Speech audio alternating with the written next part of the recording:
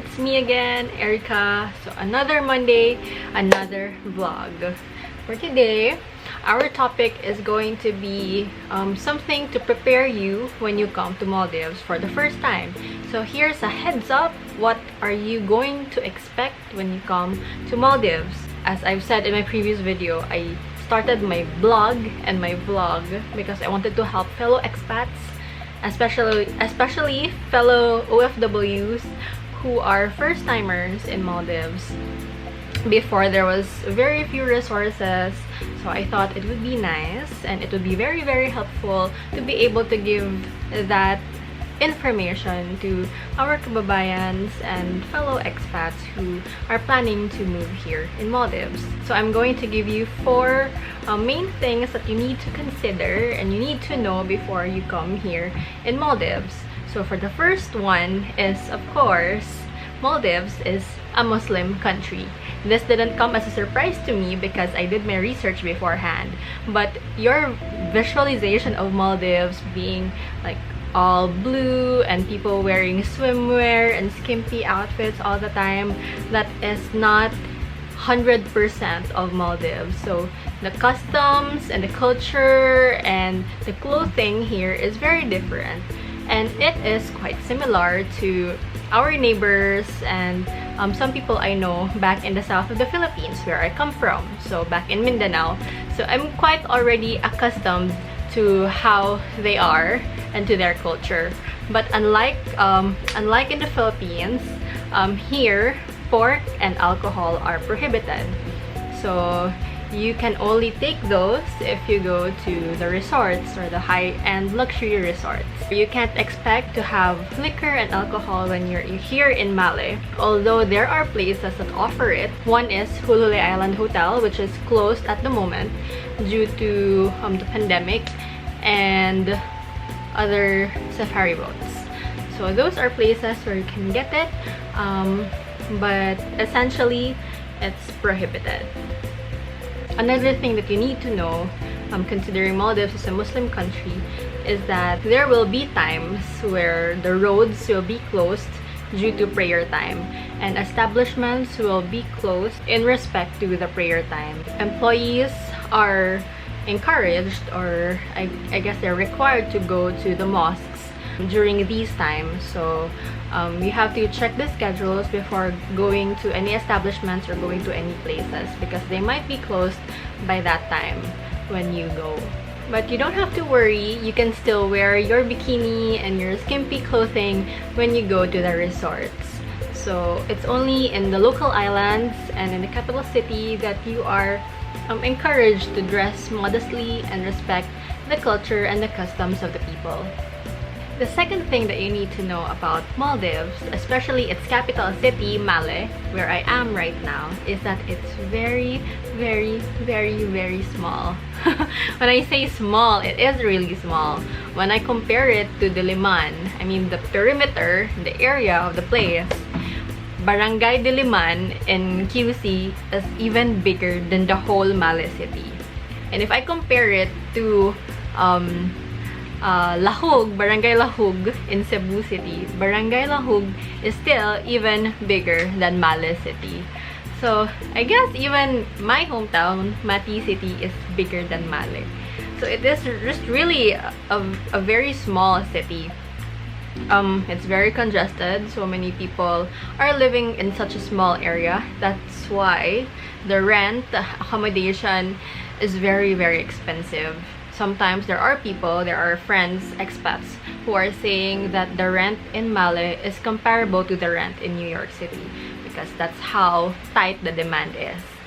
And here in Malé, there are streets that almost all streets are one way, because they can't handle two-way traffic because it's really narrow and really small.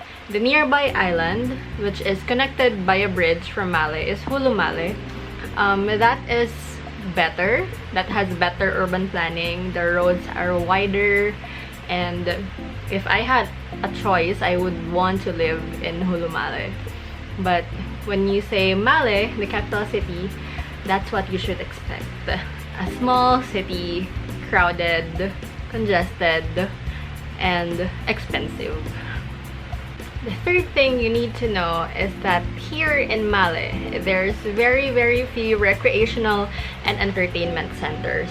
So it's up to you. How are you going to entertain yourself when you get here and when you stay here in Male? There are no malls, unlike the malls that we know of in Dubai and in the Philippines. There is a cinema, one here in Male and one in Hulu Male.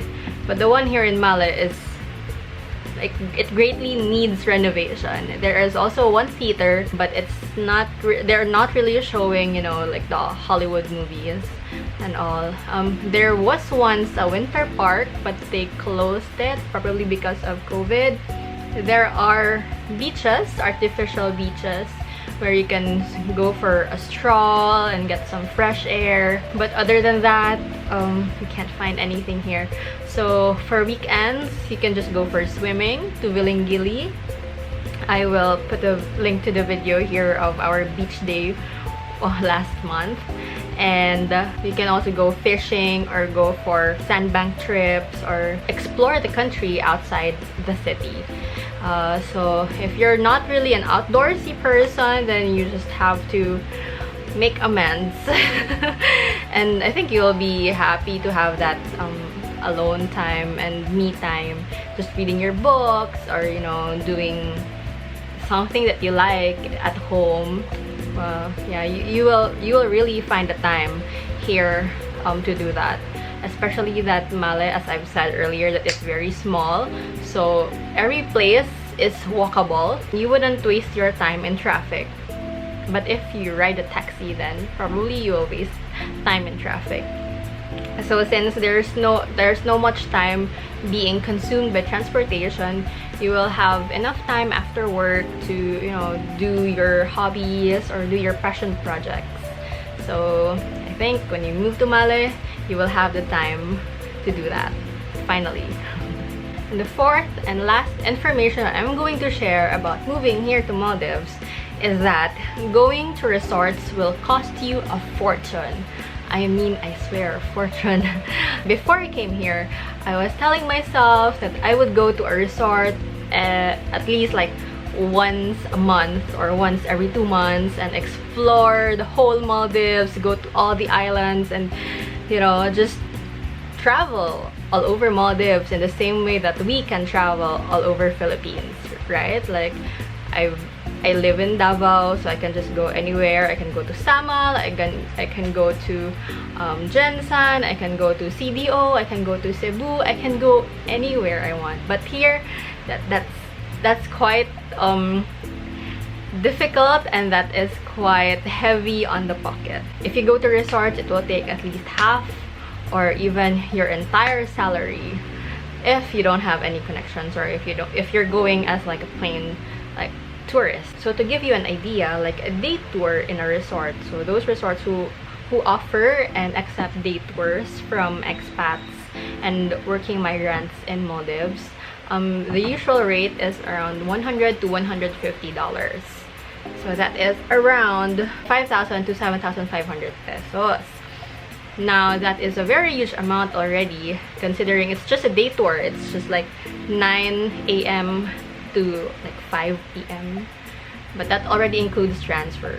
Now for bed and breakfast, it will usually cost 200 to 300, but that's like 3-star, 4-star resorts. If you go for higher end resorts, then it will cost more. And then for all-inclusive, it will usually cost $600, $700 a night. So I'm telling you guys, it's really not practical to be going to resorts all the time. So this girl, I just found other places like Vilingili. It's a very nice alternative and very natural, and I didn't have to spend a dime to go there. So yeah, you can go, you can save, definitely. Then you can ask them what prices they can give you as an expat, because usually they give special discounts for locals and work permit holders. So you better ask the resort how much are they going to give as a discount for you. I hope the information that I have shared with you are very useful, and something that you will not forget when you come here. And I hope this will keep you ready and prepared to make your move to Maldives. Alright, if you have any questions or any topics that you'd like me to talk about on my next video, please don't forget to comment and I will be very happy to read them. Thank you so much for watching this video, and we'll see you again next week. Next week, every Monday. Okay, bye!